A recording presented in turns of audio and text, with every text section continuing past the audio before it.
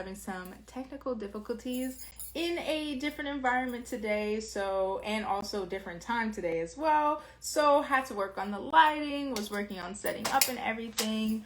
I am currently making some music in Boston, doing some studio work. So that's why I am here. So very excited for today's episode. I've been talking with Jada for a while, but I am really excited to have her on the show today. And she has joined. She will be asking to join us momentarily, but just a little bit about how I know Jada and everything. We went to high school together, and we've known each other for a few years. Obviously got out of touch graduating and everything, but I've been seeing a lot of Jada's beautiful looks, her beautiful makeup, and super interested in introducing her to you guys and to talk a little bit about how she is managing her business as both a makeup guru, also like someone who does makeup for other people. Maybe give us some tips, because as you can see, I am barefaced today. That's fine. Hey, how are you? I'm doing okay today. How are you? I am also doing fantastic. So glad you could be here. You look fantastic, like I say. You look amazing also. I'm really happy that you asked me to do this. I think it's really cool and empowering. So, Oh, I'm so glad. Honestly, I'm really glad you could join, because, like, girl, first of all, I've been meaning to text you anyway because I need your tips. I need help. And so I'm hoping everybody who's on here today can get some tips from you, some information, kind of background, how you got started, all this stuff. So we're going to get all into the nitty gritty in a sec. okay. So let's start off with just like introducing you, where are you from, and all that jazz. Okay, so I am born in Jamaica. So I came to the United States when I was really young. I came to New Jersey, grew up in like Maplewood district, so I went to Columbia. That's where I met you actually. I graduated in 2015, Yeah. went to Rutgers University, and I graduated from there in 2019. And while I was at Rutgers, that's when I really identified who I was. That's when I really picked up like different hobbies that I didn't even know I really enjoyed doing. So while I was there, I actually started my YouTube channel in my sophomore year, but I didn't really take it seriously until senior year. And then with YouTube, I really started doing a lot more wigs, a lot of more hair reviews on my YouTube channel. I also did a lot of makeup around campus on like different people when they're graduating. So makeup though has been a part of my life since even in high school. So I've been doing that for a minute. So Yeah. I'm just like artsy. I'm really into beauty, fashion, and art, you know, in general. Yeah, and it shows, girl. I've been watching you on your Instagram ever since you graduated. First of all, Thank you. congratulations on graduating. That's really awesome. Thank you. So would you say like you focus more, like I love the idea of the complete beat, because Yeah. like I think we start realizing all of the puzzle pieces into going into a look. It's not just the makeup, it's not just the hair, it's not just the clothes. Like it is a complete look. Yeah. So I guess what were your kind of like, or even today, what are your fashion influences? Are you a Pinterest? Are you a magazine like reader? Are you a let tell me. You know what? Okay, so I'm gonna be honest. I really don't look at Pinterest or anything. I'm Okay. the type of person who, if I go into a store and I see something, I'll just get it because I like it. And so Mm. what I do is I get a whole bunch of things I like, and then I hope they work together. Like Okay. I'm not someone who will like sit there and be like, this girl wore this with this. I'll just, like I just buy whatever like screams at me, and then Mm. when I go home, and I don't know if you realize, but I'm so basic when it comes to clothes. My closet is 50% black.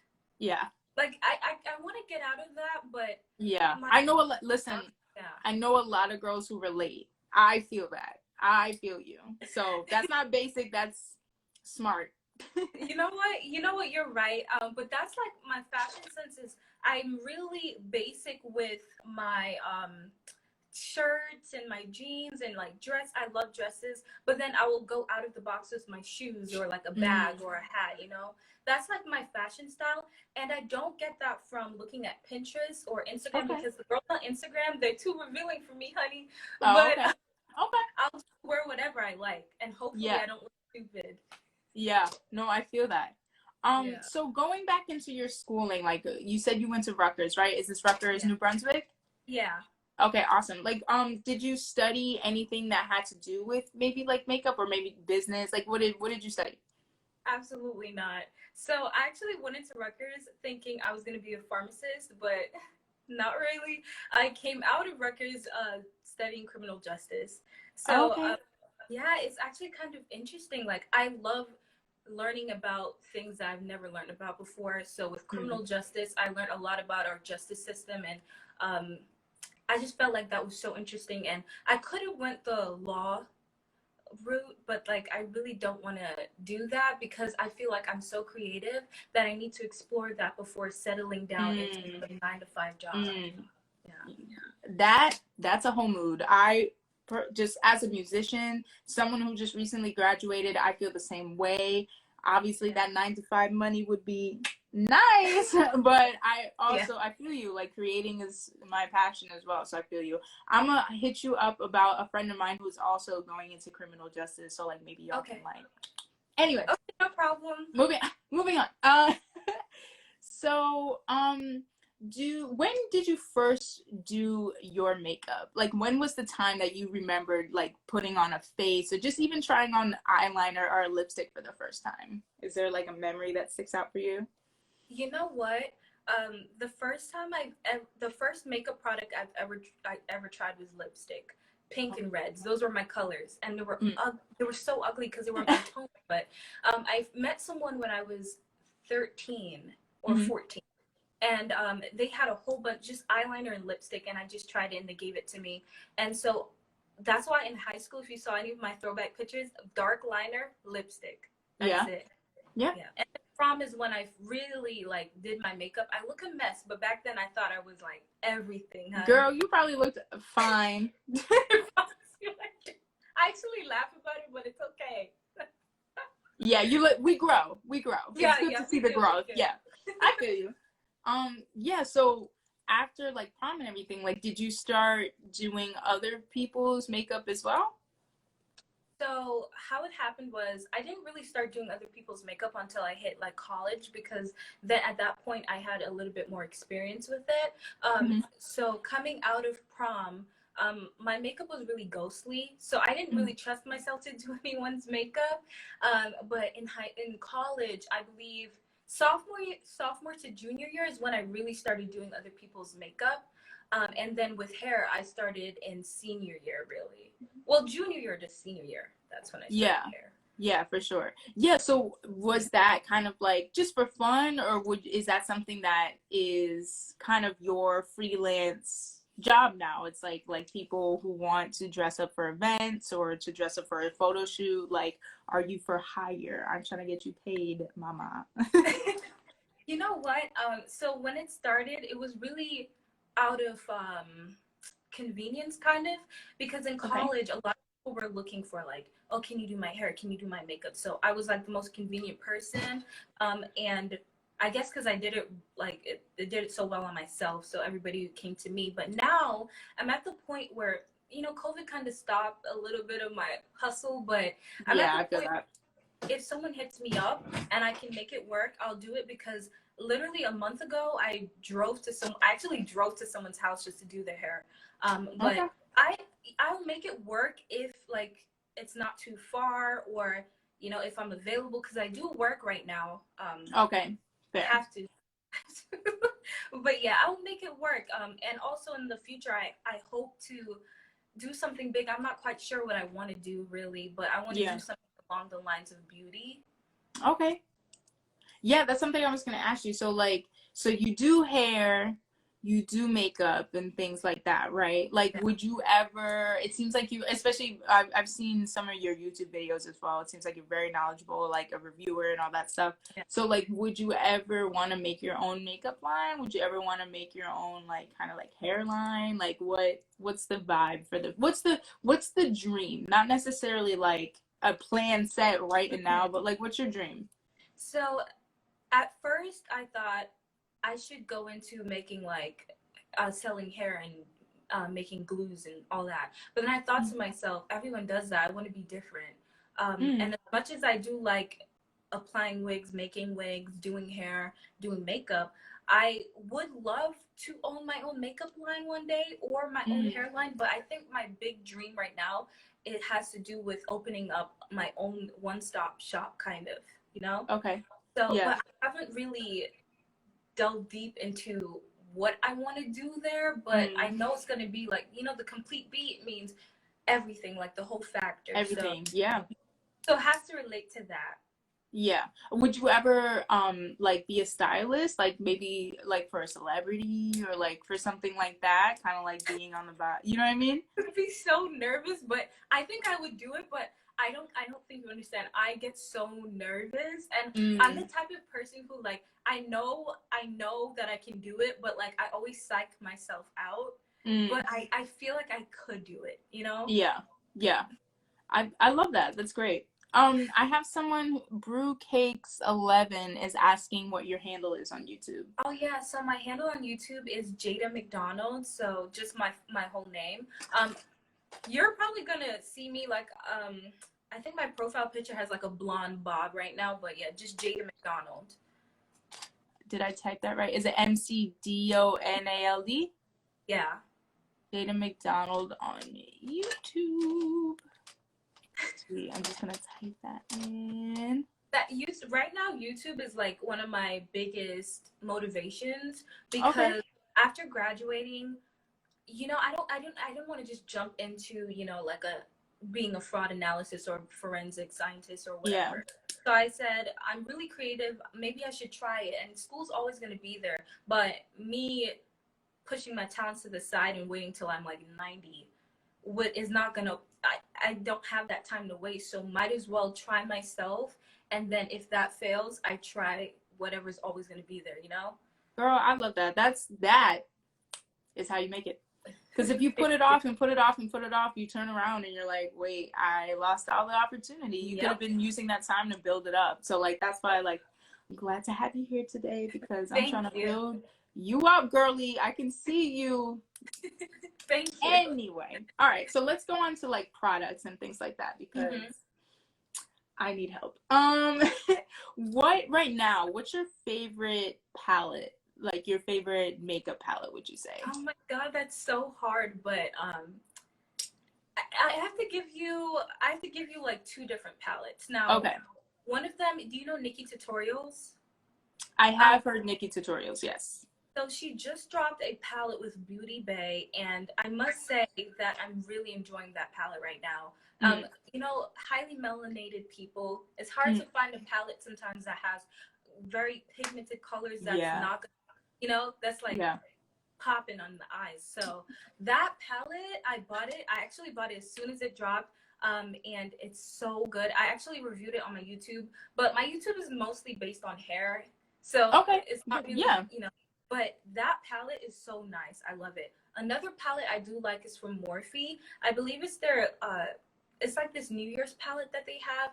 If I have the name, I'll like put it on my story because I forget the numbers. But that palette is amazing, and I got it on sale for like $26, and it's huge. It has so many colors. Perfect color. Perfect palette.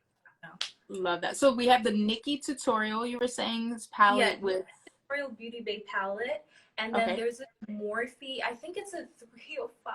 I don't want to get it wrong, but it's one of their New Year's palette. It has 4 sections of neutrals, pinks, like a black with like smoky, and it's just the perfect palette for someone who needs different like variations. Yeah. Okay, I love that. That's really dope. I'll look into that for sure. I was gonna say, yeah, that's something I wanted to talk to you about. Like makeup, like for people of color, for people with Mhm. darker skin, especially. Like, do you feel like you're seeing at least more effort in terms of making highly pigmented eyeshadows from different kind of companies, or is it still like a struggle? I know like you and I have, I would say like, well, I have very light skin and you have Yeah. like browner skin, but for Yeah. people who have like dark skin, what's the vibe, do you feel like? You know what? Lately, a lot of companies have been realizing that like we need to start including more shades, not only in Mm, foundations, but like in like more vivid pigments. So like mm, there are big brands out there that target that. You know, Fenty, when they just came on the scene, yeah. actually shook the game a little by producing more shades in their foundation line. So now everyone's like, oh my God, Fenty is like amazing. I love Fenty for that. And so then you saw other makeup brands following that. And Yeah. even another brand, they came out with like what, I think 20 something shades. And then after that, they revised it to put like darker shades in there. So it's like, if you Mm, didn't come in the beginning with like all the shades, I don't want it. Now with Juvia's Place, that's one of the big brands that has like colors for very pigmented people. That's one of the first pigmented palettes I've ever gotten, and it's so perfect. So there are a lot of brands out there that target darker melanin, and they're black owned too. You just have to do a little research, but I could talk for days about that. yeah. I feel you. I feel that. Yeah. That's yeah. It's good to see the effort, but I'm sure it's definitely like it's about time. That's how I feel about it. So Stephanie Camacho says, can you guys address the term people of color? Isn't it still degrading, like non-white, so they are of color? Thoughts? So do you wanna play on that a little bit? I pers- okay, so for me personally, Hmm. I don't take people of color or Black American or personally, I'm from the Caribbean, so when I was there, I'm gonna be honest, there was no like I didn't see racism at all or any Okay. I felt like it life was normal, like there was no difference, coming here, there was like this big difference, like they Yeah. really wanted to identify yourself, Yeah. and I personally don't take offense to that because I've come from a place where we didn't care or look at that at all. And for me, I just say I'm black, I'm a person Yeah. of color. Yeah. And I think people of color is a general concept for anyone that has a little bit more melanin. Yeah. Now, if you say black, then that's like a smaller category, It and that's yeah, a people of little like color. yeah, yeah. I don't take Still it broad. that though. Yeah. Yeah, I feel that. I'm a little confused just by the phrasing a little bit. Isn't it still degrading like non-white? So I'm not sure if the question is saying people of color as opposed to black more degrading than saying just black. I think potentially that's the question. I use people of color, and the reason that this Melanin Monday is even kind of highlighting people of color as well as black people is Mhm. that I think that um melanated people, like you're saying, people with melanin, there are all different cultural backgrounds. Yeah. There are Hispanic people, there are like people, there are Asian people as well who do not benefit necessarily from being white or like European descent or anything like that. So I feel like just kind of it's a little more, I don't want to say broad, but it's just kind of, I think it's just encompassing the idea of like a minority or like Yeah. non-white. So, but yeah, that's my 2 cents on the, I don't know if that helped. Like when people say white people and then to describe the other shades, they are people of color. Okay. Yeah, I mean like I think people of color, like I said, it's more broad, but I think I'm trying to include, personally, I'm just trying to include people, not necessarily not focusing on black people, because like Mhm. when I do speak with black people, like you say, you identify as black, like we're going to talk about things as your experience as a black person, and like obviously you're going to have a different background coming from Jamaica and like having Right. that Caribbean ancestry and everything like that. But the conversation we have about like dark skinned people, or even like, oh, the next thing I was going to ask you about was about how you feel about like influencers who use this kind of modern blackface and monetize off of like just kind of these traditionally black just fashion and makeup, and like what that feels like to you. Yeah. You know what? Of course, I don't agree with that. I hate when celebrities or any influencer, they use a shade and they know that it's a little bit darker, but then they find ways to around it and excuses. I feel like that perpetuates an idea that people can just go out and do that and think it's normal, because where it's stemming from is actually degrading and disrespectful, and I don't think they're getting that. For me personally, when I see that, I mean, I just, what can I do? I'm like, oh, here we go. I just feel like they're not that educated in the topic, really, and I feel like they should be a little bit more educated. I don't know who's going to educate them, because they're clearly not watching enough educated Black people or the news in general. But I feel like they're just uneducated about the subject and where it's really stemming from. I wish they would just get their shade. Yeah, there you go. Easy as that, for sure. Also, just going back, Stephanie Camacho, I hope we answered your question and like gave you something to think about. But yeah, that is definitely fair. And that's why it's like, do you feel like it's kind of preventing influencers or Black influencers? Like, I feel like you and your YouTube page is like, that would be the trajectory as to where you're going. Do you feel like that kind of hinders or prevents Black women who have been doing these styles for years, or like getting them from closer to home? Like, do you feel like it's preventing them from taking this space? Like, yeah. So in some aspects, when white influencers or people who are not as melanated, when they do certain things that are primarily for our culture, I do feel like in a way they're kind of taking away from our history in a sense, but I don't take personally too much offense to it. Why? Because I feel like everyone does everything. Everyone does like the same style. Everyone uses the same type of, but there's some things that are inexcusable, like, blackfacing or disrespectfully using or doing something that will get people aggravated. But there's some things, like, for instance, I saw something where there was a group of like white women, they were doing braided hairstyles, like cornrows and stuff. And to be honest, for me personally, I feel like, dang, can't we have something? But then again, I'm being hypocritical saying that, because I feel like even with, they don't really have a culture, but when they wear a certain hairstyle, we do that. We bleach our hair, we press it, we do everything they do. They do things we do. So it's like, it would be hypocritical for me to be like, that's unacceptable, never do that, when we all do the same type of styles, But then again, I just wish we'd have something.